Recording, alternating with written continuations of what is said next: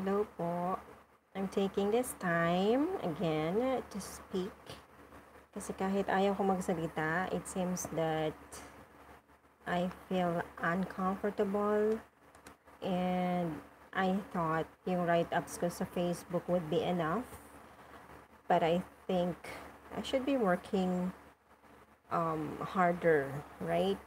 If I am being called, I'm being tasked to do these things na hindi naman magagawa ng iba siguro, then just allow me to do this. And I hope it would be beneficial to all of us. Yun lang naman. Kasi really, I do not want to be talking. Even before in the radio program that I had, everything was an obedience to the will of God. And through the superior, of course. Ang difference lang ngayon, wala akong taong superior. I am trying to make a schedule for myself kung ano yung pwedeng gagawin for the meantime. So anyway, my dear brothers and sisters, nakakagimbal talaga what's going on in the entire world. E dito na lang sa Philippines. Nakakainis, nakaka-peace. I am really pissed kung paano yung mga ibang tao talaga in the position, no? They're making a circus out of this serious life and the serious task that they are given, no? Kagaya ng nangyayari sa government natin, no? Everything really started when, para sa akin, no?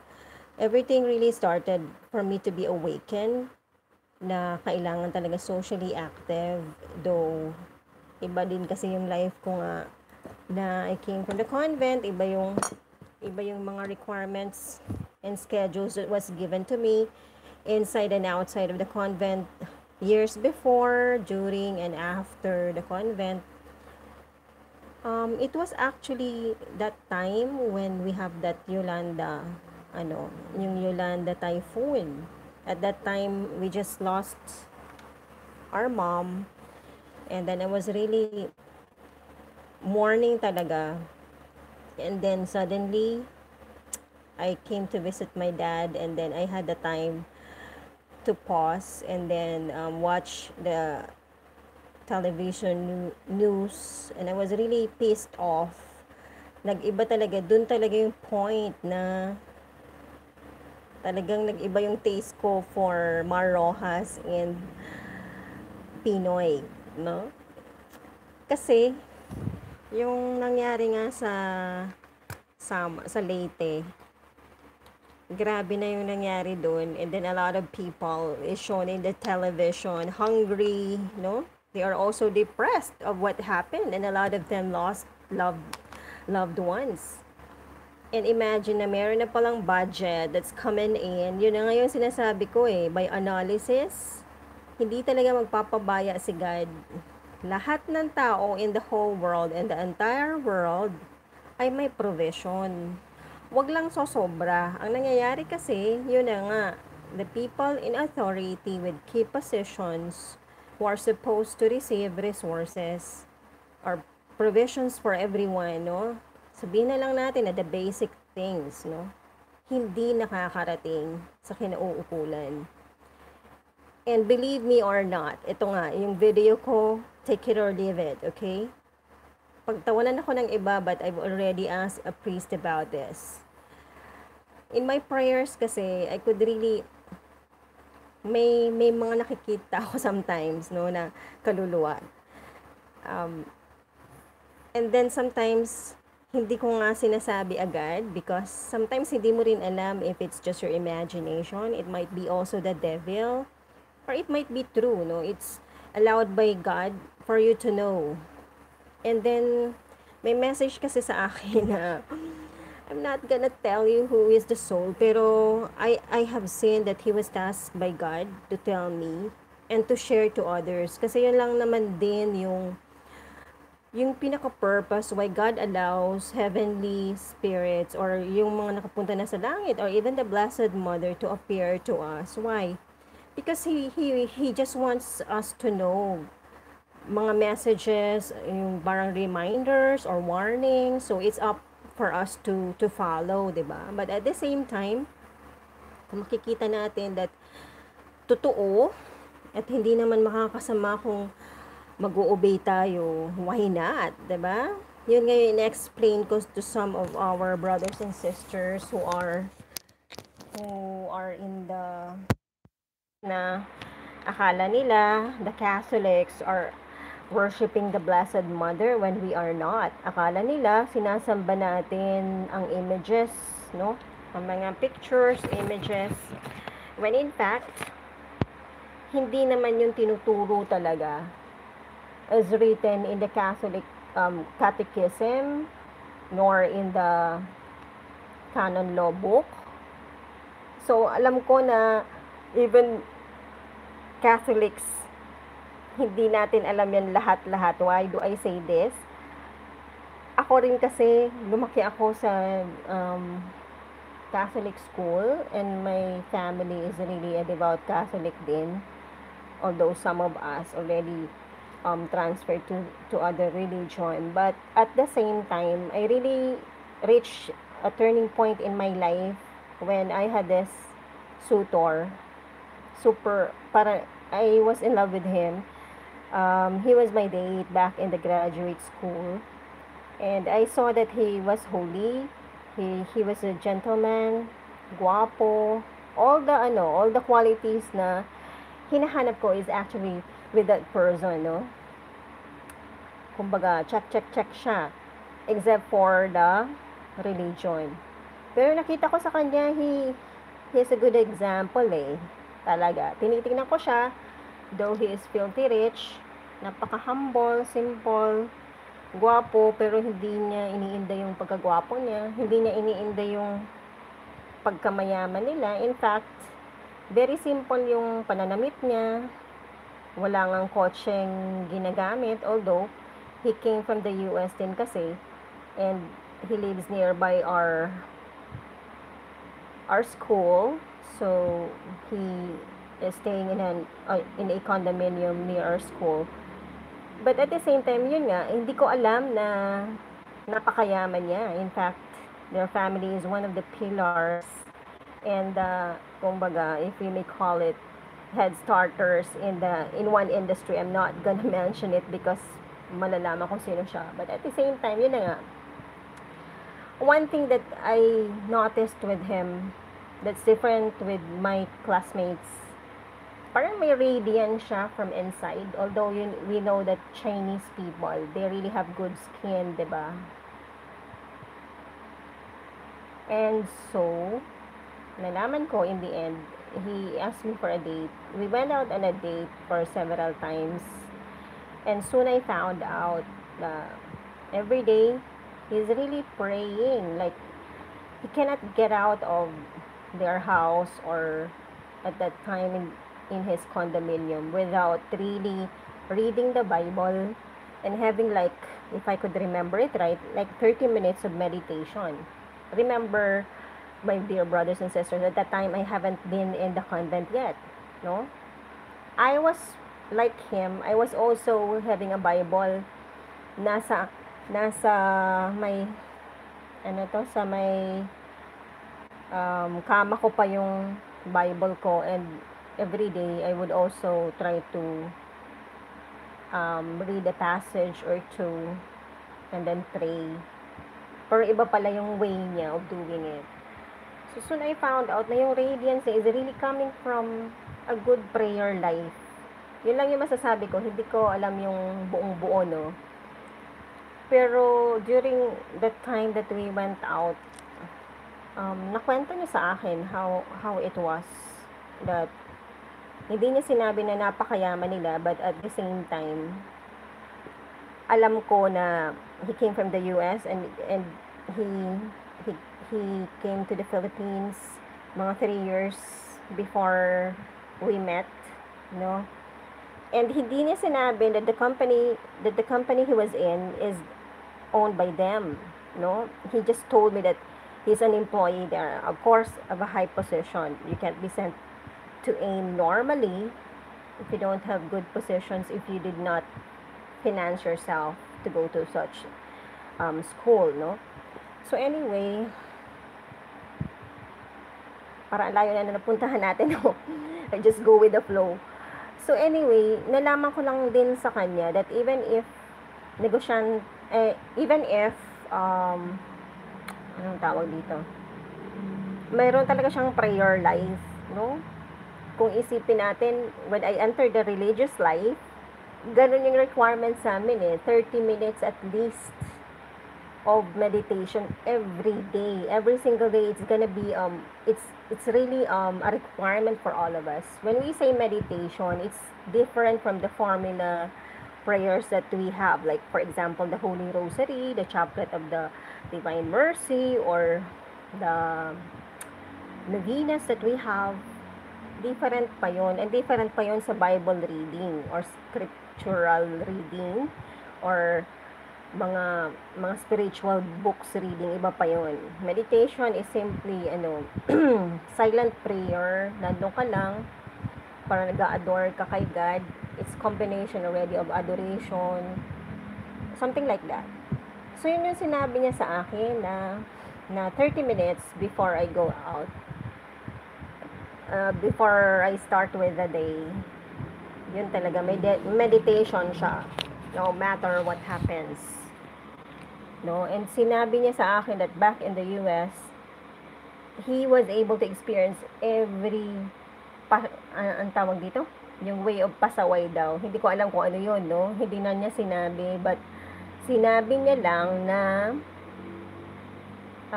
usually he would come home mga 2 o'clock in the morning, something like that. The usual mga teenagers siguro or young people in the US, although of course not everyone. Pero sinasabi niya, honestly, he confessed to me that he has experienced already everything na pagpapasaway until such time that he lost his income, yung lolo niya po.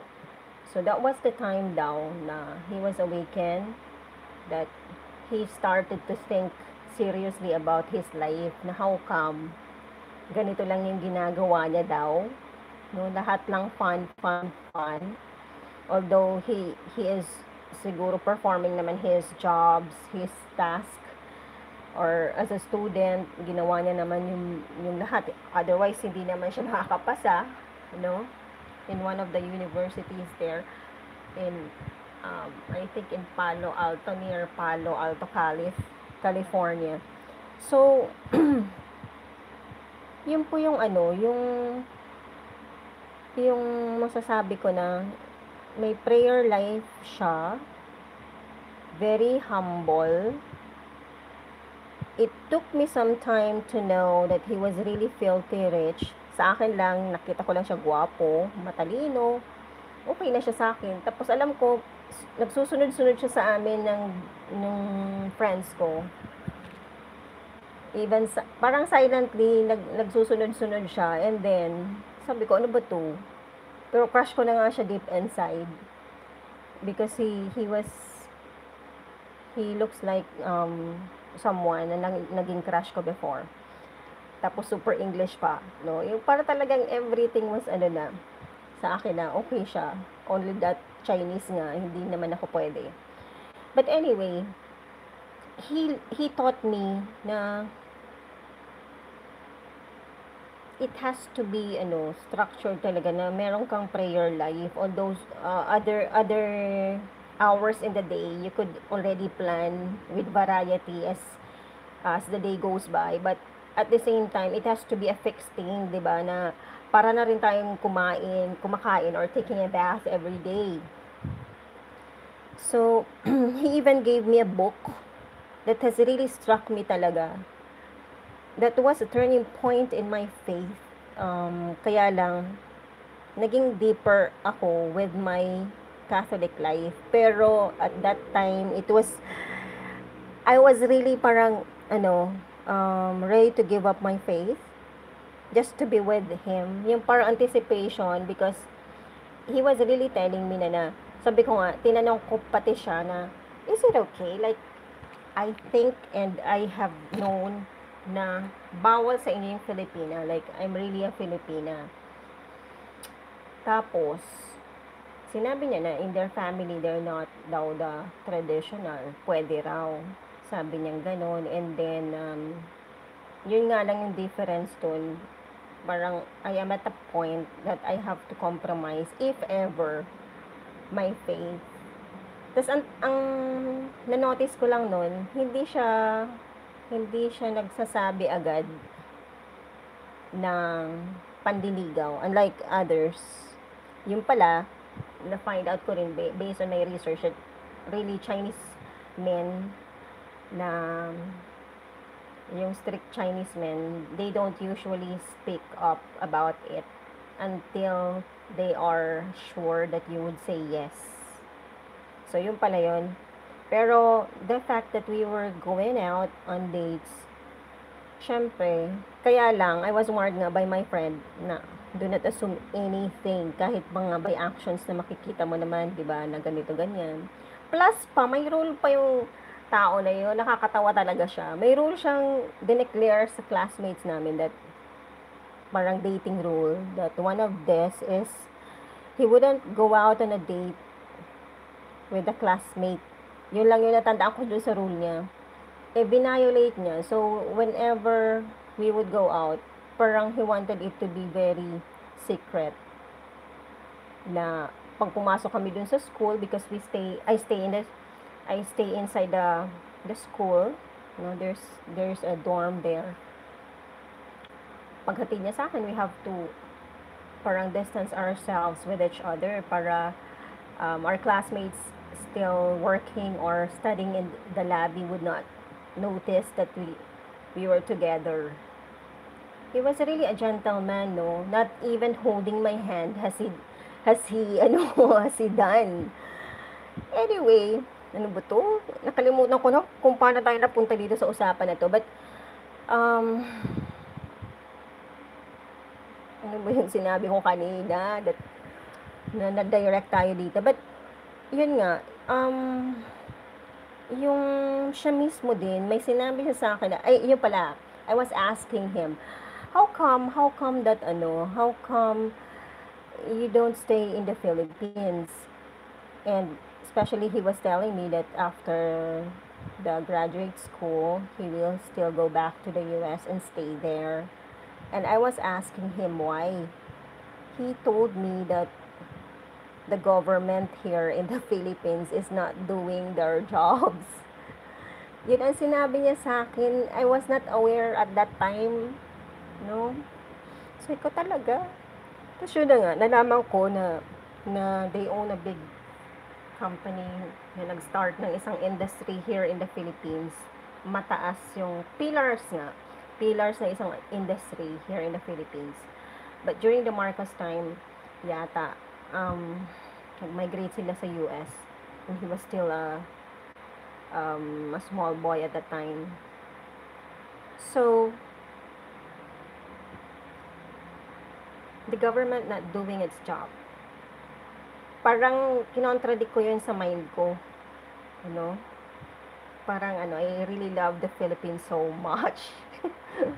That kind of na hindi ko but soon enough, I'm sorry to say, sasabihin ko ulit na biktima ako, no? From one office to the next ng government, I'm sorry. Most of them could not deliver the job well. Paiinisin ka, paaantayin ka. Yun minsan pa wala talaga. Example na lang. The government security system natin, which is GSIS. No, my dad was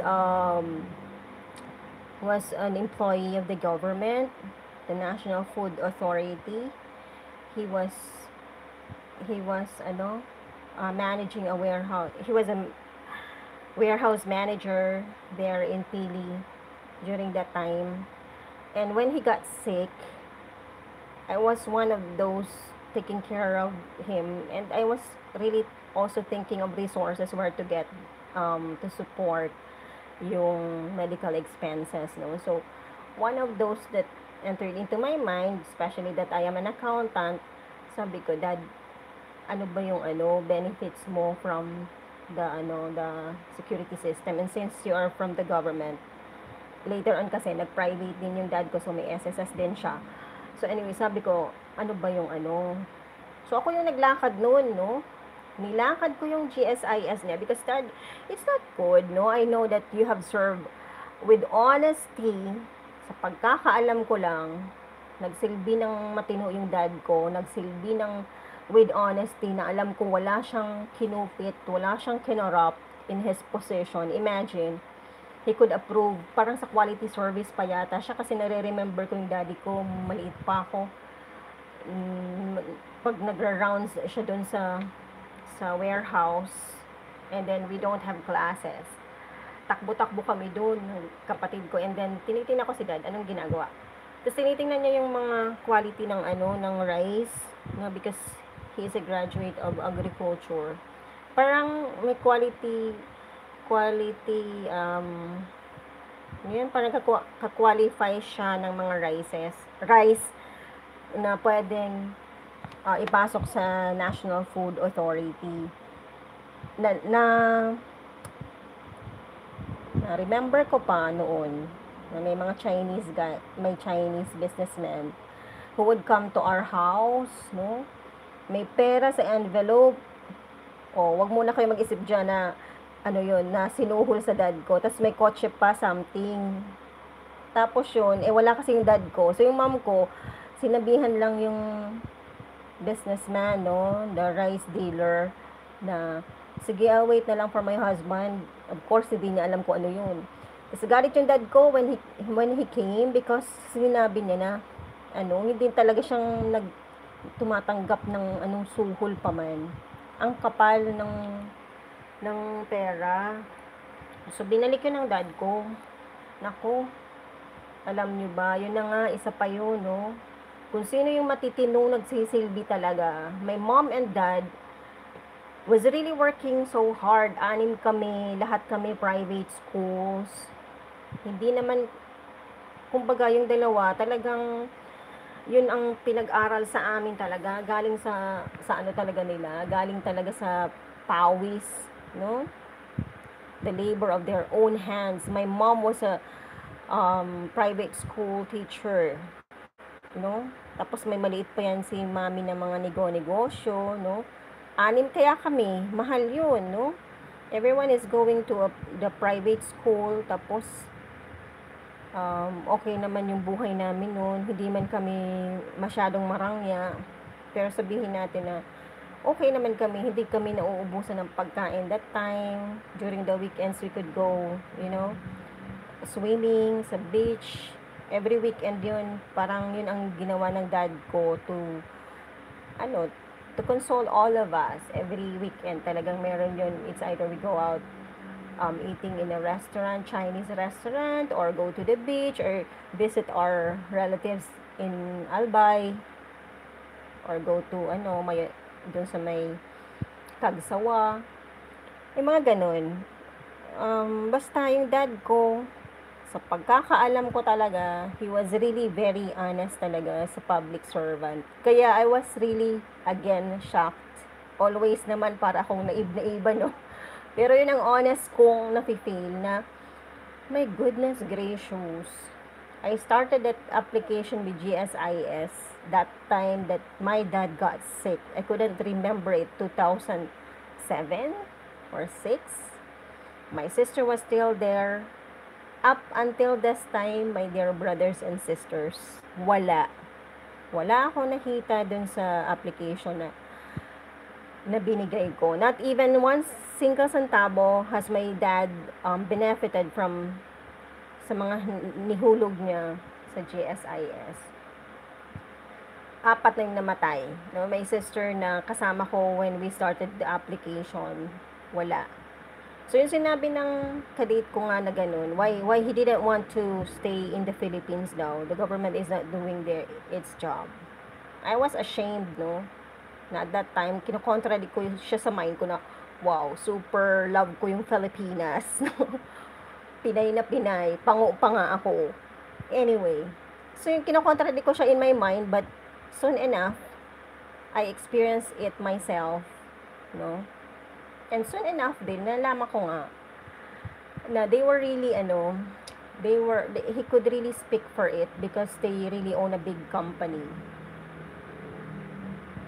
Siguro na, like, naka-experience sila ng hindi maganda from some government offices din. So, ako rin po, ganun din. Yung parang sana nagkaroon ng difference ngayon kay President Duterte's time. Kasi I haven't been to any government offices so far. Pero yung dito sa City Hall sa Naga, oo nga pala, may pinuntahan ako because I had to pay for my cedula. Okay naman yung service. Okay naman. Pero yun nga, yung previous years, grabe talaga. Nakalagay pa doon yung no lunch break. Okay, you paid so much for those advertisements, ha? Yung posters na lang. It costs so much, ha? Glossy.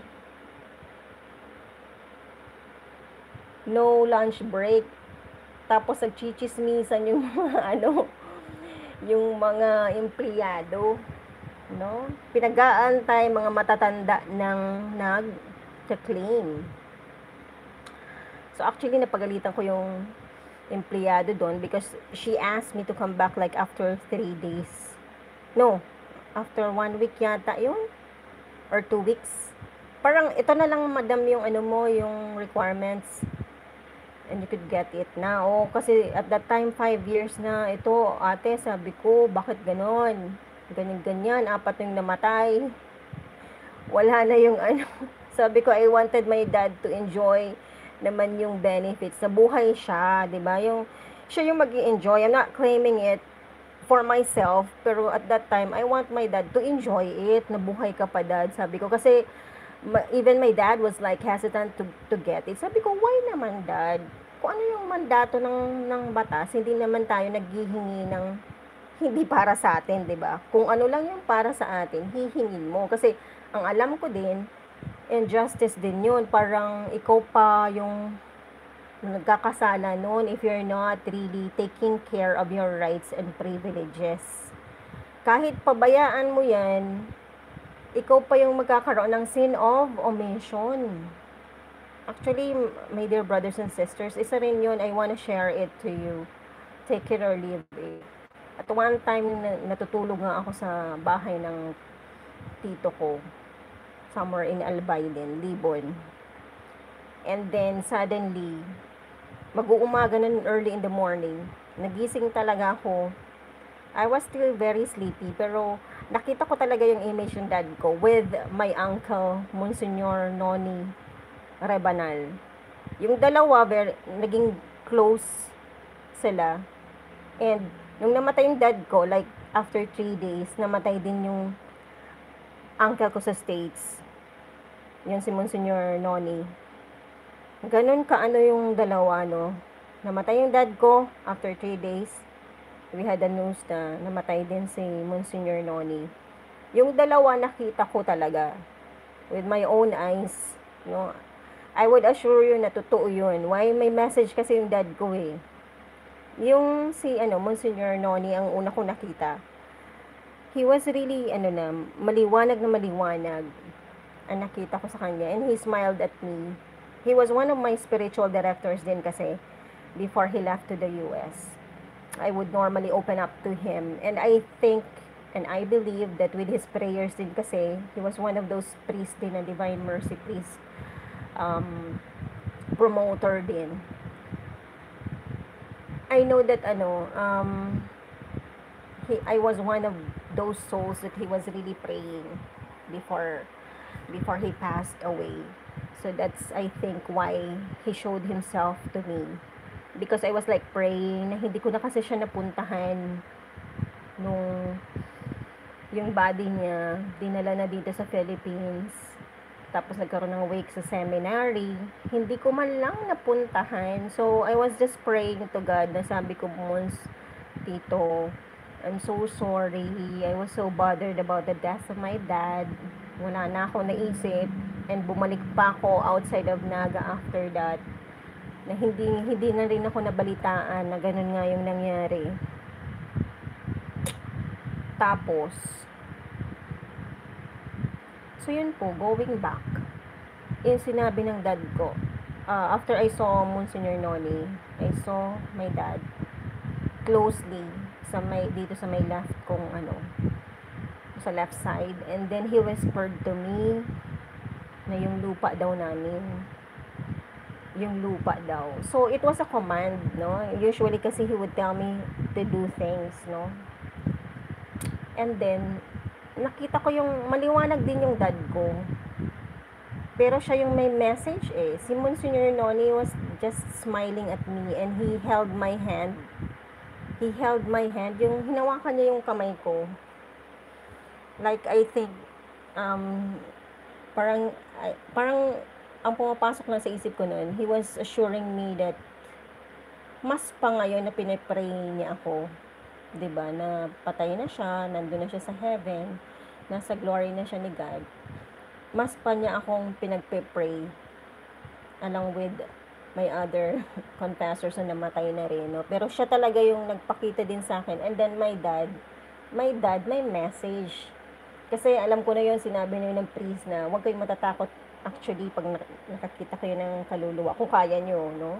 Because God allows it to happen. Kasi may mga kailangan silang ipagawa. Kaya lang, it's better lang kung close mo like my dad. Hindi ako matatakot sa kanya. Tapos yun nga, listen closely, yun, ang minention niya, yung mga lupa natin.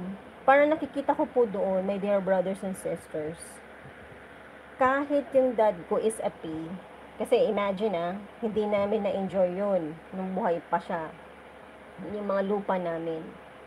Wala siyang savings, wala siyang benefits na nakuha, kasi yan si dad and mom, mabigay yan.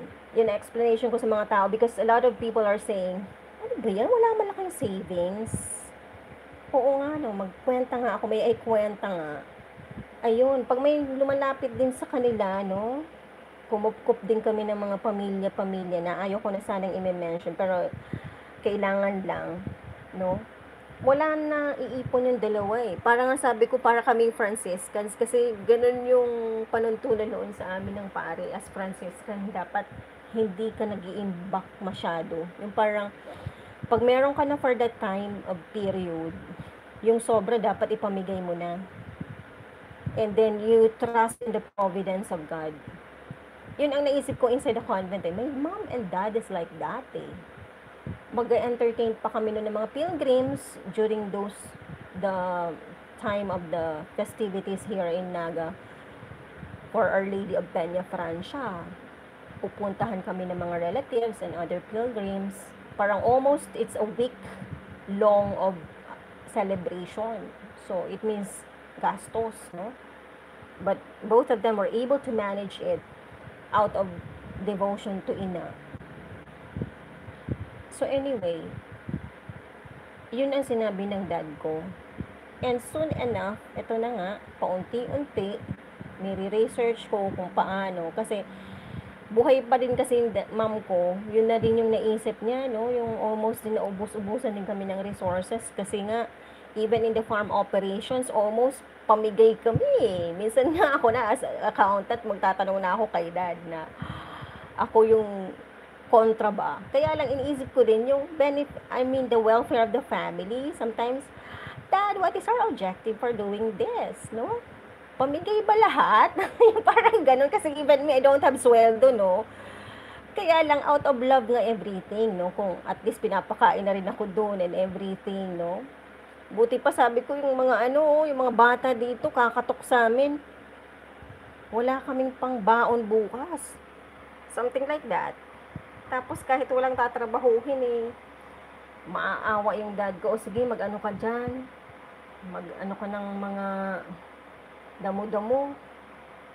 Tapos bayad agad. Sabi ko, wow, buti po to, may mga income, ako wala. Something like that. But anyway, so yun po, ang ibig ko lang dito sabihin, I wanna point out na really, there are really agencies in the government na hindi gumagawa ng trabaho nila. Nakakainis pati, walang explanation ha. My dear brothers and sisters. Ano ba yan? Nakatanga yung empleyadong ganyan, mataas na yung posisyon na. May classmate pa ako dyan. Yun nga ang nakakaano dyan, nakakawendang eh. May classmate ka na hindi ka naman nag-i-aim na, di ba, na yung padrino system na sinasabi. But at the same time, we are all due of timely, good customer service. Imagine, by this time, 8 years na, yung claim. The last time I went to GSIS, nagpapasahan, wala daw yung taong last na humawak doon, when in fact, everything is there in the system that they have, no? Parang they're trying to test the claimants. Hindi naman tonto yun ang accountant din ako, alam ko yun eh. Nasa computer naman nila. Ibig sabihin, indispensable yung kumbaga hindi magre-rely yung opisina sa absence ng isang empleyado dapat, 'di ba? Everyone is bound or would have the right and obligation to attend to a client. Na kahit naka-absent si mom, alam mo yung track record ng claims. Up until this time, my dear brothers and sisters, wala. As in, wala eh. Sabi ko, grabe, 4 na yung namatay. Imagine, ako na yata yung susunod, no? So, these things, hindi ko alam. Kaya lang yun, nare-remember ko yung kadate ko na yun. Tama yung sinabi niya. Na, that's the reason why he does not want to stay in the Philippines. Although, they own multiple companies here. He tried to put up a bank here. Pero hindi niya yata pinadamin masyado. So yun po, it's still doing our jobs well, no? Nasa government tayo, nasa opisina tayo. Ano ba yung ginagawa natin every day? My goodness gracious, we are being paid, no? Ang sumasaliksik ba sa isip natin, ang sumisiksik ba sa isip natin every day? How can I get money from the company? Diba? Nakakatakot ko, ang dami-daming ganyan, 'di ba? Sabi ko, iniisip ko nga, wow, if the company is or an agency or an office is functioning this way, paano kaya ano? Tapos sinasabi ng pari sa Opus Dei na every hour counts, every minute, 'di ba?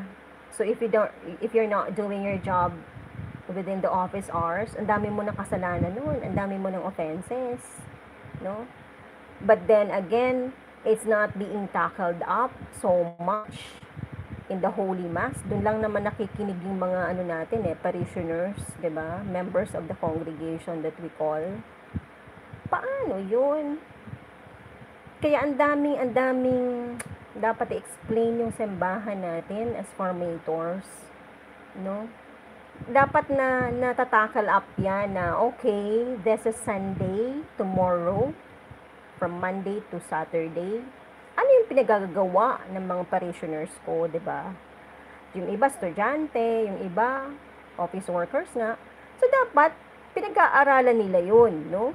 I could remember one tertiary who was telling me, kasi we reached that point when nasa labas ka and you're trying to live a Marian Seraphic pathway na tinatawag. Parang if you're scrupulous, but most of us dumaan sa ganon, lalo na yung mga seryoso, no? Parang all aspects of our lives we wanna ask, no? Tama ba to, Padre? Tama ba yun? Should I get this job?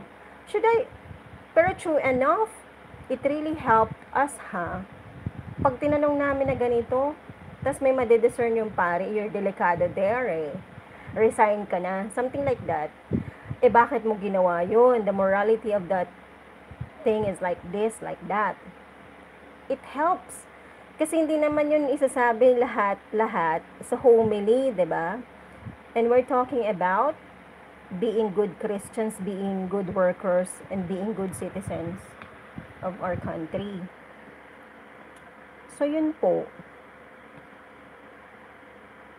Ang daming points na dapat tinitingnan, no? Na imagine, pro-yellow talaga ako doon, pro-Aquino. Tapos biglang ganun ang nangyari sa news. na meron ng provisions that's coming in. Even CNN at that time was like questioning, how come na yung mga nakikitang mga tao, even some of them even had to get food from the groceries, no? Nagdakawan na, no? But it's a basic need. Pero yung sinasabi ng CNN, how come na hindi nakakarating sa tao yung ang dami nang pumasok, millions of dollars na by that time was being counted coming in. Aside from the fact na merong mga food items, no? Food supplies is coming in, canned goods, and what have you. At that time, pinakita kawawa talaga yung mga tao, gutom, psychologically imbalanced na, kasi may trauma. And yet, wala man lang direct assistance. Even the priest, my dear brothers and sisters, I was like really questioning. This time, she should be active. My dear brothers and sisters ng mga madre at pare. This is the time you should be going out from your convents. Lifting hands. Yun ang totoong mission. Wala. No? By that time, I was counting the number of days. Doon talaga, my dear brothers and sisters, ako kinalampag ni God. A lot of things is happening in the country. A lot of things is happening in our government na kailangan pagtuunan pansin na would lead you to pray, 'di ba? Yun ang contribution mo eh. I don't really need to be there din, no? Taking action, taking any positions, no? Applying for a job, no? We could pray. Kaya mali talaga yung sasabihin na dapat wala kayong pakikinggang news, huwag kayong makinig sa radyo, huwag kayong titingin sa mga newspaper. Hindi. We are social beings. So yun po, ang dami ko nang nasasabi ha. Anyway, so dun po nainis lang din ako doon sa hidden video na nakuha kasi na nagko-converse si Mar Rojas and the Governor Romualdez at that time. Governor Romualdez was already demanding the money na kailangan na para matulungan ko yung mga tao ko, ganito, ganyan. And Mar Rojas with so much, emotions, no? Can't you understand? Yan ang na-remember ko, my dear brothers and sisters, na sinabi niya, that really struck me, no? That really changed me. Don't you understand? Sabi niya gano'n kay Romualdez, Parang akala mo, bata or kung sino lang sinasabihan ng gano'n, no? When in fact, he is a governor. Don't you understand? You are a Romualdez and this is an Aquino government. Ganun! Grabe talaga, taas talaga yung kilay ko. My goodness gracious, excuse me. You're talking about money that is not yours. So, ito pala yun. Ito yung arena mo na mag-aanuhan kayo, magsisingilan, no? My goodness, you're talking about people na hungry and the money does not come from you. Kaya doon ang analysis ko, my dear brothers and sisters, no, with just little information that I got, wala talagang magugutom sa country natin. Yun ang masasabi ko sa inyo. Ang dami lang swapang, no? Ang dami lang kamkamera. Pinadadaan lang sa kanilang kamay yung mga pasalubong at pera. Aba, sa kanila na daw, no? May mga justifications pa yan. Yun na yung sinasabi dyan na devil na yung, nag-i-inspire sa kanila na nagja-justify ng mga kasalanan, no? Hindi sa kanila pag nanakaw yun, corruption yun, no? Imagine, Romualdez daw, ibig sabihin, hidwaan na ng pamilya, tapos compromise, papatayin talaga yung mga taong sinisilbihan, no? Kaya talaga, Mr. Rojas, talaga, that time, I really pledged to myself, crush pa naman kita noon, no? Nung nakita ko yung hidden video na yun, obviously, Mar Rojas didn't know that there was a recording on it. Doon ko nakita yung tunay na kulay. Wow! Mamumuno pala tayo para, it's a time for revenge, no? Retaliation. na dapat nandiyan ka to serve the people, no? With impartiality, with unconditional love, no? Especially talking about money that's not coming from your pocket. Ang laking katuntuhan, ang laking injustice na ginawa nyo talaga sa mga Filipino that time, no?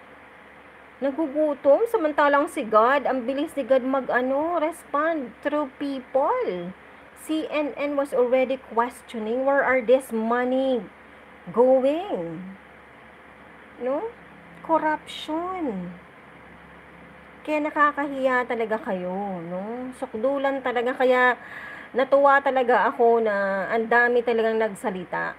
Ako pa na nabiktima din ng staff ni Robredo when I went to her. I'm sorry, Mrs. Robredo, kasi a lot of people are really maligning me already.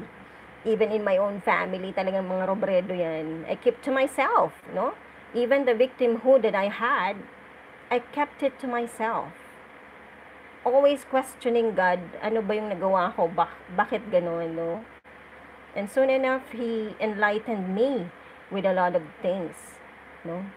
Mga abusado, no? Kaya naiirita ako ngayon na even yung recount natin, kailan ba matatapos yun? Ang dami ng expenses na ginagasta si Mrs. Robredo, no? Mahiya naman sila.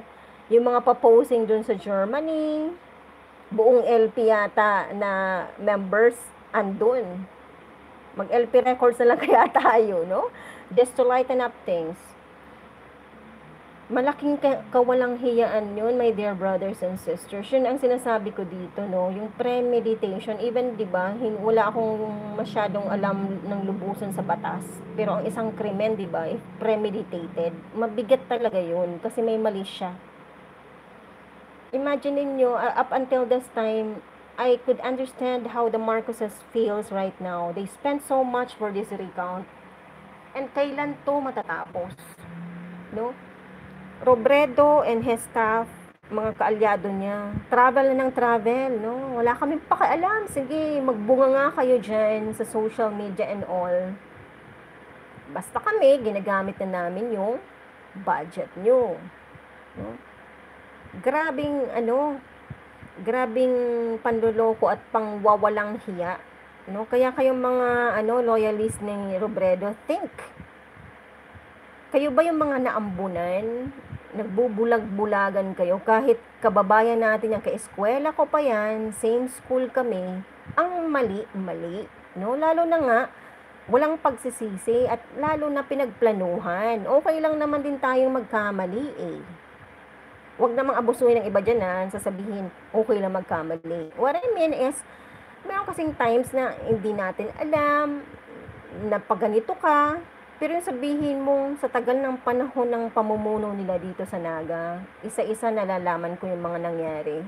No? May alleged murder case pa nga, na ang daming ang pending cases sa diba? Kaya nga daw pinatay yun, allegedly, based on the reports, na may pinatay ng counselor dito sa Naga because they were the ones who filed the case against the late Jesse Robredo for his illegal governance.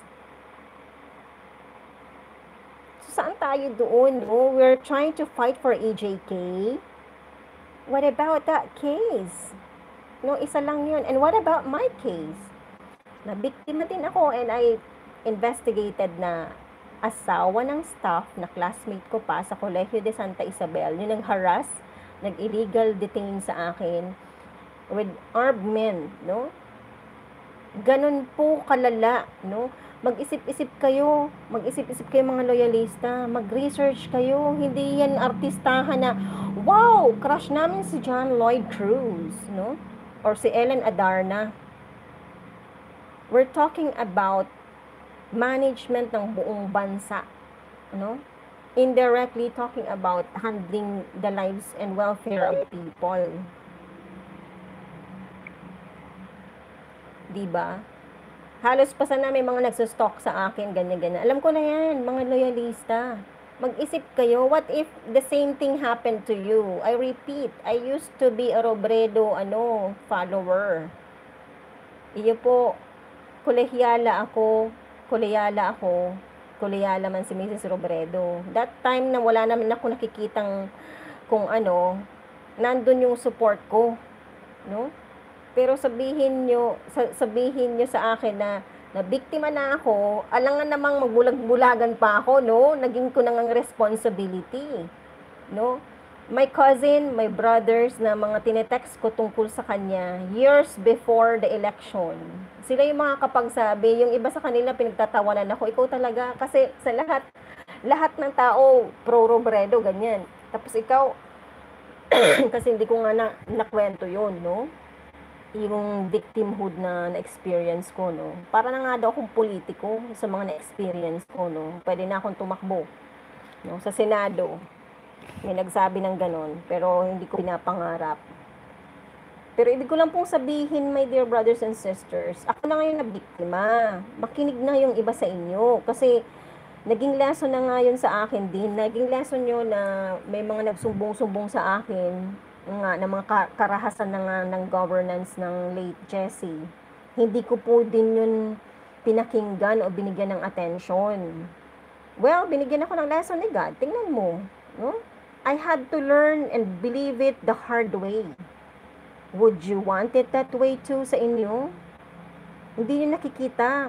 Nang-iinis siya sa mga Pinoy. Sige, manira kayo sa akin. Basta kami travel na ng travel ngayon. Premeditated yung lahat. Alam nila that pag na-find out, it would take some time and it would cost so much. No?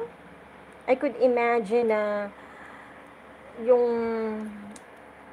sama ng loob ng mga Marcoses that they have to spend that much. Huwag nating isisi lahat sa sinasabi nating alleged hidden wealth, no? Or corrupted wealth. At sino tayo para din kunin kung ano yung nandun kay Marcoses na hindi pa naman natin proven na ninakaw nga. 'Di ba? Kaya nakakatawa, no? Turo siya ng turo kay Marcos, no? Trying to bank and capitalize dun sa mga issues before, na dapat finocus niya yung sarili niya, ano yung mabibigay niya sa lipunan, ano yung mabibigay niya sa mga tao, hindi yung anong mabibigay niya sa sarili niya, sa pamilya niya, sa mga kaalyado niya. Yun ang nangyayari ngayon, my dear brothers and sisters. Nagbubulag-bulagan pa tayo at nagbibingi-bingihan, no? A lot of Nagaeños still doesn't know. And yung masabihan mo pa, baka sabihan ka pang baliw, no? Pero pag tinignan naman din na sa YouTube, ando naman lahat diba? Even yung mga media people sa Manila, they know Yung iba nga nang iinsulto pa sa kanya. Kasi, ganun talaga. Pag alam mo na niloloko ka, parang pag ang gusto mo din isabi na, you can't bullshit me. Alam ko yung pinagagagawa mo. Kaya magpanalangin po tayo, my dear brothers and sisters. Lahat tayo. May mga ebidensya na nga ng mga panloloko, no? Trying to manipulate everything, no? Hindi na talaga demokratikong pamamaraan yung makikita natin. Wala talaga yung pinaglaban sa EDSA. Wala yun. No, kung naaambunan tayo ng donasyon, sana naman hindi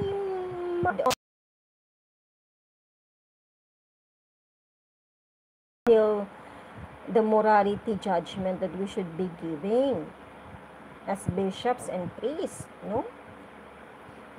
Kaya, my dear brothers and sisters, na it's the year of the clergy and the religious, sana maging daan to. Hindi natin gawing celebration to na, wow, it's our year, wow, special kami every time, no? All the time na nga lang, special kami, di ba? Na yung mga tao magbibigay sa amin, kahit yung neighbor pobreng-pobreng walang pagkain, ay kay Father pa rin yung ipapadala. Dapat kayo na rin po, mga my dear brothers and sisters sa mga pari at mga madre, kayo na rin mag-isip, di ba, na kayo naman mas madaming nagbibigay sa inyo. Pwede yung advisean yung mga nagbibigay sa inyo na yung iba po na neighbors nyo na walang ganito, ganyan, baka pwede po natin i-share doon. Wala. lahat gusto natin pa sa atin, no? Parang nagiging na tayong partners nila or alliance. I'm sorry. No? God is allowing me to speak this way, my dear bishops and priests. No? As messengers, you are being reminded of your obligations. No? Dapat nga ngayon nagpe-pray na kayo, ilabas na lang yung katotohanan since may mga lumalabas tungkol kay Mrs. Robredo, ipanalangin natin kasi ayoko rin din na may taong, 'di ba, na pinaghuhusgahan din. You wouldn't want to be in that shoe too, 'di ba? Na pati yung mga pictures mo ginagawa na ng sungay, ng kung ano-ano, ng pangil. Ayoko rin po ng gano'n, 'di ba? Kasi kasalanan din 'yun. Pero sa tingin ko, inis na nga lang din yun ng mga tao sa napaka-obvious na panggagago, pangtotonto, at pangwawalang hiya sa bawat Pilipino. No? Kaya tayong mga loyalista, tingnan natin, ako naging loyalista ako ng yellow na walang pagsasaliksik. No? Very lazy. Sa isang libro nga na nabasa ko, isa doon sa examination of conscience, na may obligasyon pala tayo more than karapatan, no? Na usisain talaga yung mga bobotohan natin. Grabe, dapat kasi namimigay yung simbahan ng ganun eh. Sabi ko, ha? Ganun pala yun, so tama pala yung ginawa ko. Kaya lang, ako naman, nabiktima kasi ako. Kaya yun ang naging point ko to check on things, na mali pala yung pananaw ko all these years. Mali pala yung paniniwala ko all these years, no? We can't just accept things as they are. We need to clarify and verify things. No? Grabe talaga, my dear brothers and sisters, if we will try to look at things. Nakakainis. Sabi ko nga si Bongbong Marcos pa naman, may sakit din yun eh. Diabetic yun. Imagine, if I am being stressed na hindi ako yung taong tinapakan, what more sa kanya, sa pamilya niya, no? Huwag nating husgahan yung mga yun. Baka mamaya yung sabi nating kasalanan ng mga yun, kung mang totoo, baka pinatawad na yun ni God. Ikaw, bitter ka. Gusto mong takpan yung kasalanan mo. No? Gusto mo lang iano yung bandila ng kaiinchikan kasi Chinese community yung talagang supporter niya kasi nga asawa niya Chinese. Huwag tayong ganun, huwag tayong maging regionalistic, clannish kind of people. Lalo na kung sa simbahan tayo, my dear brothers and sisters. Dapat tinatawagan kayo ngayon ni God, my dear bishops. Ang laki ng role nyo, no? Para ipanalangin yung katotohanan. Para ipanalangin kung ano yung dapat, no? Ang tagal ng recount. Baka matapos pa yung termino, wag naman sana. Ang dami na nagagastos si Mrs. Robredo. Imagine niyo yung kung sa pamilya niyo, ha? Gastos na ng gastos, yung pala, hindi naman kailangan. No? Para pating may immunity din siya, ewan ko. No? Kasi, with how Mrs. Gina Lopez was, fired noon sa position niya, na so much expenses, and isang ding official din ng government, nasibak din na tant amount of corruption din yung unexplained na travels, no? Travel expenses. Ano ngayon yung nangyayari sa VP office, no? Yun yung nakikita ko eh. Enjoy na lang, pa-enjoy sila, no? Enjoy muna kami dito, basta gagastahin namin to. Yung mga ganun ba, painis na, pagastos, na pasaway na. Grabe, kung ako yung boss niyan, nako, sinibak ko na yan. Yung painis pa, hindi seryoso sa mga katungkulan nila, imagine. Kaya bahala kayo, my dear brothers and sisters. Take it or leave it. No? Alam nyo na tinonto tayo, tinanga tayo ng mga yan. Sige lang kayo. Pero sa kasalanan, nagkakaroon kayo ng accessory, kayong lahat na nagkampihan, no? Para lokohin yung buong bansa. Niloloko nyo sarili nyo. God could see all of us, even myself. Ako din, sa mga sarili kong kasalanan. Pero kayo, lalo na kayo, public trust yun, no? Public fund, you're wasting up, no? Ang daming nagugutom. Kahit yung mga dating mga mayayamang malalaki yung bahay, may mga points dyan na, may mga tao dyan na nauubusan na rin ng funds. When in fact, if our government has allocated in the right place yung budgets natin, there is more than enough for everyone. I tell you, my dear brothers and sisters, there is more than enough. Every time na may sakuna, may bagyo, whatever, laging may pamigay si God, no? Lagi yun, my dear brothers and sisters. Kaya walang dahilan para mawala ng pagkain sino pa man. Dapat nga meron silang programa even in the barangay na meron yan dyan allocation, no? Na kung sino man, mayaman sa pobre, that time na walang-wala, na ubusan, no? It really happens. Meron man lang emergency fund to help anyone. Napaka-simple and logical yung ganun, di ba? Mag-umpisa sa barangay. Dapat may allocations ng ganyan ang bawat barangay na may parang may emergency food supply. And we could afford it if people are doing their jobs honestly. Simple lang naman din kasi yung management eh. 'Di ba? Manage mong sarili mong pamamahay at pamilya, and you go nationwide if you have a nationwide, if you are a national officer of the government. Same thing in the church, 'di ba? Gawin mo lang yung dapat mong ginagawa at spend mo lang yung dapat mong spend when you are given the money. Simple. Mamaya-maya, baka may mga extra pa yan. That's the only time that you could, come up with something na hindi dun sa yung sa basic things. Mas masaya sana, my dear brothers and sisters, no? If we really live simple lives, if we keep simple things in our minds and hearts. Kasi si God naman is very generous eh. Hindi naman siya patatalo sa generosity eh. Pag simple tayo, wala or konti yung magko-corrupt. Pag simple tayo, wala or konti yung nagpo-prostitutes. Pag simple tayo, wala or konti yung nagbebenta ng drugs. Pag simple tayo, kukonti yung mga depressions. Kukonti yung mga frustrations sa buhay.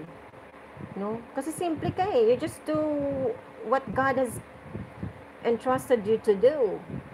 You just act yourself. Kung ano yung ginawa sa'yo ni God, yun yung gagawin mo. Walang so much complications. Diba? Nagko-complicate lang dahil sa mga selfish na tao. They want more. They already have Lamborghini, meron na silang Jaguar na car, may Ford pa, gusto pa ng helicopter, so may I corrupt, no? May asawa na, kukuha pa ng 2 kabit, 5 pa, pari ka na, sinabihan ka ng hindi ka mag-asawa, kung sino yung lalapit dyan, sige, no? May allocation sila.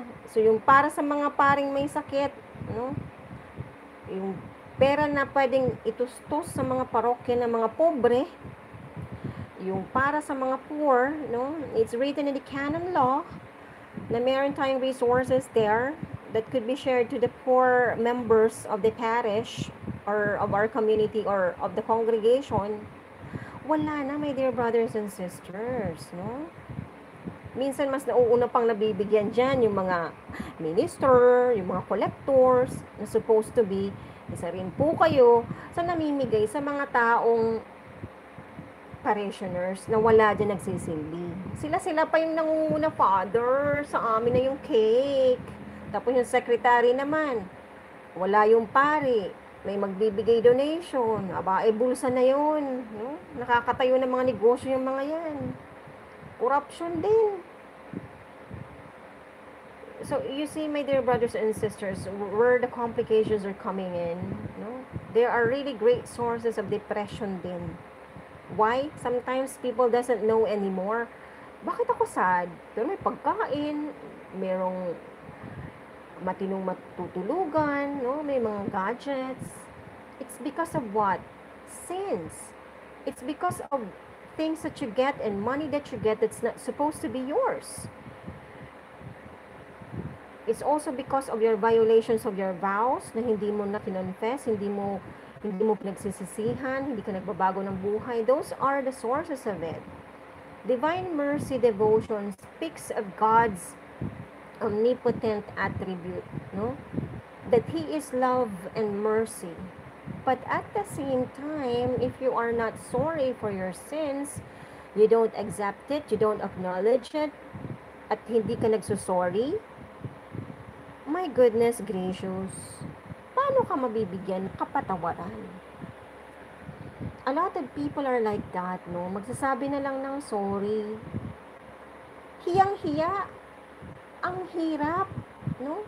Samantalang walang pakundangang gumawa ng kasalanan, no? What comes into my mind right now, I could remember yung sinasabi ko kanina, no? Na may kaluluwa din nag-open sa akin. I mean, nagme-message sa akin na dapat daw isabi sa iba. So, alam ko na that time, I'm really talking to the soul, not an evil spirit. Kasi beneficial sa kaluluwa ng iba, yung sinasabi niya, no? Na sinabi niya na yun nga, pag may mga padala, no? Donations, or sa family, pasalubong, whatever it is, no? Na hindi raw nakakarating sa kinauukulan, pagbabayaran. Inuulit ko, my dear brothers and sisters, pagbabayaran sa impyerno or sa purgatorio. Malaki daw yung kabayaran nun. Kasi, my dear brothers and sisters, pag nanakaw yun, almost maawa ako dun sa kaluluwa, ha? Kasi ibig ko sabihin, inuutusan siya ni God na sabihin sa akin at sabihin daw sa iba. Yun yung sinasabi ko sa mga pari. Sana tulungan din ako, di ba, na merong mga ganitong messages that should be disseminated to everyone, no? Take it or leave it. Kasi inuutusan yung kaluluwa na sabihin sa akin, nag-e-effort, no? Ako naman, eto din, willing to be used, no? As a messenger. Para daw, kasi ang pagkakasabi niya, out of compassion, no? Out of compassion sa mga buhay pa na apparently, madami yatang cases na ganun. Kaso lang, nagmamaang-maangan yung mga tao or hindi nila alam na masama yun. Pagnanakaw yun. Kaso lang may mga justifications ang devil sa atin, pumapasok sa isip natin, okay lang yan, kunin mo na yan. Yung mga ganun, my dear brothers and sisters, no? Kasalanan daw yun. So, any one of you, I hope may makakarinig ng video ito, no? Alam ko na wala sa akin nagla-like. Kasi the last time may nag-like sa akin na na ang dami niyang sinabi. I had to cut my live streaming. Kasi natakot ako doon sa mga sinabi niya. Parang she is talking right from the US. Pero reminders yung sinasabi niya sa akin. Pero takot ako, I had to cut. Pero ngayon walang nagre-react or walang nagla-like sa akin ngayon. But I hope na, kasi pag kinat ko to, recorded siya, naka-upload naman siya sa YouTube. I hope mag-benefit tayo dito, my dear brothers and sisters. Ha? Ako makasalanan din ako.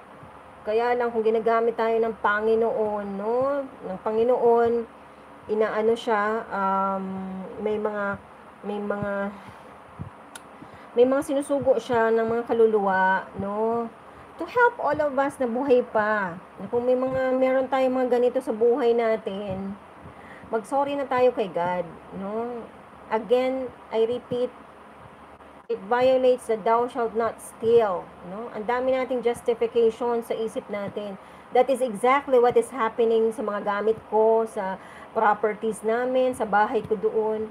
Kasi ang daming justification na sinasabi ang demonyo. I repeat, It's coming from the devil. I hope maliwanagan talaga yung makakarinig nito. Yun ang sinabi ng kaluluwa sa akin, pakisabi. No? Pinasasabi ni God so that ma-prevent na yung mga susunod na mamamatay. Ma-prevent na sila, ma-remind na sila, magbago na sila ng buhay, na hindi na nila pagbayaran sa purgatorio at sa hell ang mga ganitong kasalanan.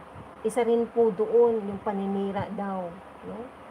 So much penalty is being done sa purgatory. Kaya yung mga hindi po naniniwala na may purgatory, meron po. No? And you Franciscans are the ones who taught me na kayo, nasa religious life kayo, it's either heaven or hell. But what have you done to me? Up until this time po, hindi kayo nagsusorry sa akin. Hindi kayo nagsorry sa pamilya ko sa mga ginawa nyo. No? So, are you choosing hell by doing those things? Sabi niyo, wala ng purgatory. Kasi supposed to be your purgatory is here on earth. And I am also calling the attention of our brother bishops and priests. No? Sino ako nagsasalita dito? I'm sorry, take it or leave it my message. Pero I'm doing my jobs kasi I'm also preparing na sana at one day, pag namatay ako, nagawa ko rin yung mga obligations ko kasi I do not want to, as much as possible, maging hindrance for me to go to heaven. Kaya pagpasensyahan nyo po yung pagre-recording ko na ito, ang dami kong hesitations, nasabi ko baka in vanity yan, no? I just wanna speak up, hindi na ako pinagsasalita sa radyo, inagawa na ako ng radio program, ginagamit yung radio program ko, profiteering, no? Ito yung mga mensaheng up until this time, may mga pumapasok po sa akin na hindi magamit ng simbahan because nobody wants to trust me, nobody wants to listen to me because those evil women na pinagbigyan nila, no? Sometimes, I'm sorry, bishops, baka nagkaroon ng mga sexual favors yun. We wanna go straight, no? Para mabilis ang correction. And I want you to explain yourselves kung mali man yung pag-aakala ko na bakit gano'n na lang sukdulan yung paninirang ginawa nyo sa pamilya ko. I couldn't even get a job now dahil sa paninira. Even the batchmates are making up comments without clarification because of your advisory, Bishop Bailon. No? Hindi nyo po ginagawa yung mga obligations nyo. I repeat, mamatay man ako, bahala kayo sa buhay nyo. Ako yung inapi nyo, no? And I did also some initial, already some initial actions for justice on that, Bishop. Kaya hindi nyo ako masasalaan dyan. Kasi, challenge nyo pa ako na, ano daw, my dear brothers and sisters, sa Bishop yan, tsaka mga pari yan. Pumunta na ako dun sa seminary nila, nag-antay ako ng like 2 hours, no? Kasi I told them I'm gonna go back na to Naga City. I wanted my tarpaulin, tapos sabi ko, Father, magbati na tayo. No? And you know what happened? Pinagtulakan ako ng pari sa gate, no? Yung guard, nakita ng guard. Imagine, kinuha yung tarpaulin ko, hindi sa kanya, pinagtulakan ako, pari yan ha? Pari yan, nasa harapan ko rin, may naghihingi sa kanya ng tinapay. Because I exhausted all my efforts because of the devotion of the divine mercy. Tinuruan ako ni Jesus, uy, hanggang kailan mo ba yung kaaway? Kasi yung mercy at love niya nagsasabi na makipagbati ka. That's why I'm trying to speak this way lang, my dear brothers and sisters, objectively. I'm trying not to have any hatred at all. Kasi kasalanan din yun, no? Dapat yung devotion sa divine mercy should teach us. Otherwise, it's a false devotion. The same thing with our devotion to Ina, no? Every September, andun, umpukan tayo, no? Pero you have to ask the question, andito ka ba? Nagbago ka man lang ba from last year? Father, ginive up mo na ba yung kalaguyo mo, no? Father, naging ka na bang pure? Or at least may effort ka man lang. Yung mga ganun lang naman din, my dear brothers and sisters, no? Makinig naman din kayo mga brothers, bishop and priest, no? Huwag niyong isarado yung mga isip niyo na kayo-kayo, nagto-tolerate kayo to each other. sinusugo kami ni God, ako mismo, no? Pasensyahan niyo ako, I'm also doing my job. No? I-excommunicate niyo pa yung mga nagsasalita ng ganyan. When in fact, with humility, tingnan niyo talaga yung mga sarili niyo. No, pinagsasalita kami ni God, kagaya ng pinagsasalita yung iba din sa akin, to correct us, no? Ako din, pinakikinggan ko din yun. To purify us, to correct us, para may chance tayong magbago bago tayo mamatay. Kasi what? Mahal tayo ni God. No? Instead of retaliating, kasi ang nangyari po doon sa advisory ng bishop, nag-retaliate sila. Kasi ako, out of responsibility, nagsig ako ng legal counsel, no? Kasi yung pari mismo din ang nagcha-challenge sa akin. Imagine, my dear brothers and sisters, mag-isa lang ako. And itong mga pangharas nila sa sinusugo ni God, no? Hindi lang ako yung ginawa nila nito. Meron nang nauna. Yun nga, yung isang madre nga from the Paulines family. Parang naggawa siya ng sarili niyang may calling siya. A call within a call. Madre na siya. Na naka-royal blue na habit. Kinol siya to have another community, and ang nare-remember ko kasi nakausap ko yung madre na yun is really the thrust of prayers, parang offering prayers, adoration specifically intended for priest and religious, no? Pero hinaras din yung madre na yun, my dear brothers and sisters. May mga tumulong na sa kanya kasi grace ng God. Kagaya din sa akin, yung pag-print ko po ng tarpaulin, wala din akong perang nilabas dyan. Lahat yan, by providence of God, na may without me asking yung magpiprint, nagpapakot pa lang ako, nilibre na ako mag-print, o libre ko na yung 10, ganyan. Tapos yung next mo, sister, sabi niya ganon, may discount na yun, no? Ganon kasi yun pag work ni God eh. Kailangan lahat ng, parang yung Marian Library namin noon, lahat din yung bigay, pero inabuso ng mga tao, no? Inabuso ng mga walang hiya din, na nag-work sa simbahan, ginawa ding gatasan, no? Mga mayayaman pa yan, ha, my dear brothers and sisters. Nakakahiya talaga tayo. Kitang-kita yung budhi natin, isip natin, nasa puso natin na God. Wala tayong matatago dyan. Kahit naloloko natin yung mga Pinoy, no? Kahit naloloko natin yung mga, you know what I mean, my dear brothers and sisters. Ang mga normal kasing Pinoy, mababait, masunurin, no? Very, tawag dito, madali tayong naniniwala, very trusting, no? We're not as cunning as one of those clans, as one of those race.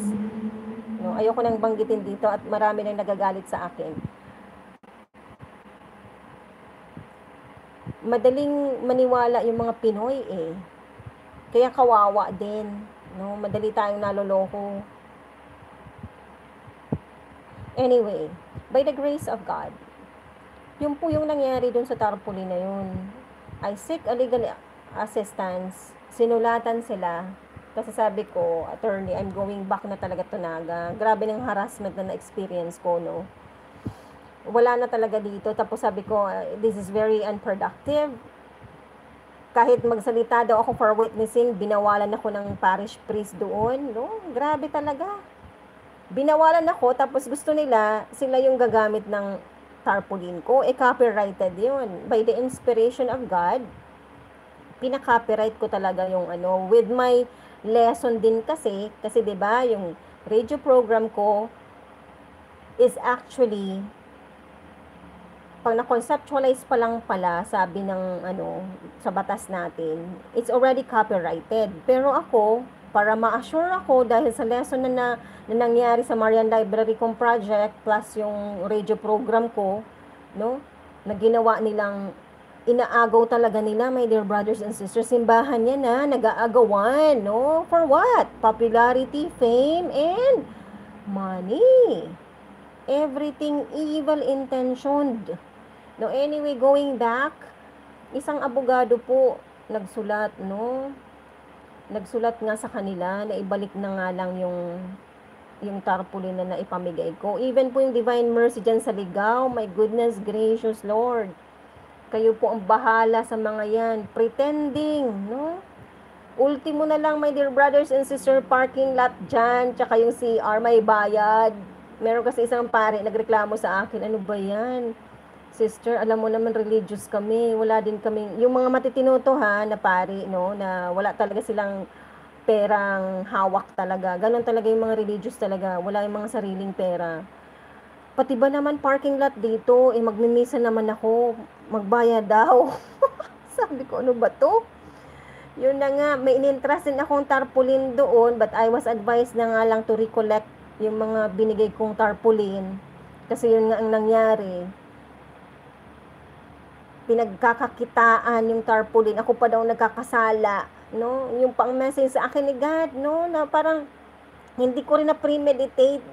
Sabi niya, parang I got the message na, wag mong itago lang yung picture. Hindi lang yan sa'yo. You have to share it. Sabi ni God, kasi 2010 pa yung picture na yon.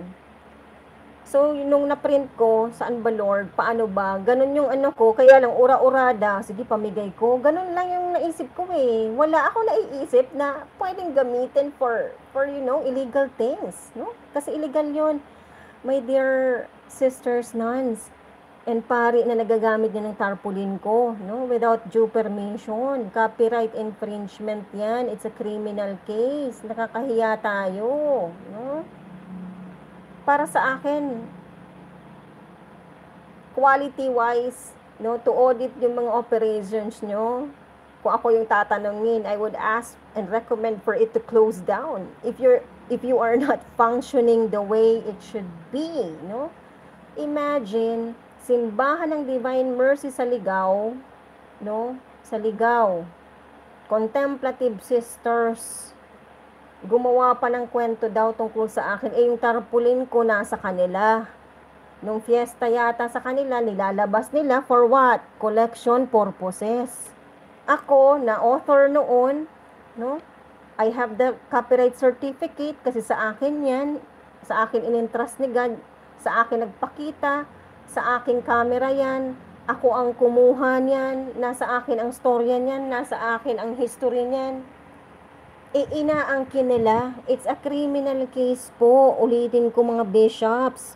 Hindi po kayo, wala kayong immunity sa batas ng lipunan. No? Isa po kasi yun sa nakikita kong observance ko sa kanila. No? Akala nila they could just do anything, no, in the society and be free from it. No? Ano ka? You're also a citizen. A criminal case, a criminal act is a criminal act. Napakalaking ano po nito, my dear brothers and sisters, no? Isa rin, kawalang hiyaan din sa mga tao. Yun mismong simbahan ng Divine Mercy, wow! Magbibigay ka talaga, parking lot, to ano, na everything naman is donated. Dapat niyan, meron lang box, no? Donation lang. Paano kung naiihi yung pilgrim, galing sa malayong lugar, libre naman yung binigay sa yung pinanggawa mo ng CR na yan, ipagbabayad mo talaga, paano nga kung walang pera? Napaka uncharitable and incompassionate, no? My dear brothers and sisters, yun ang parang message sa akin ni God, both in the government and in the church, specifically the Catholic Church. Yun ang laging ini-inspire ni God. Ibig sabihin, kayo yung dapat talagang kailangan magbago. Kailangan sa inyo ng conversion. Pero take it or leave it. It's gonna be your choices. I'm just doing my task, to speak. I don't even know if this recording could be heard by anyone. Kasi wala naman nagko-comment. But at the same time, at least, I hope this would be an obedience to His will, no? Na wala naman nakikinig sa akin. Anyway, going back po dun sa Legazpi, I was able to talk to some groups, no? But hindi ko naman nga sinabi ako yung tinawag, example sa isang university. After the mass, tinawag po ako magsalita, nangatog nga yung tuhod ko kasi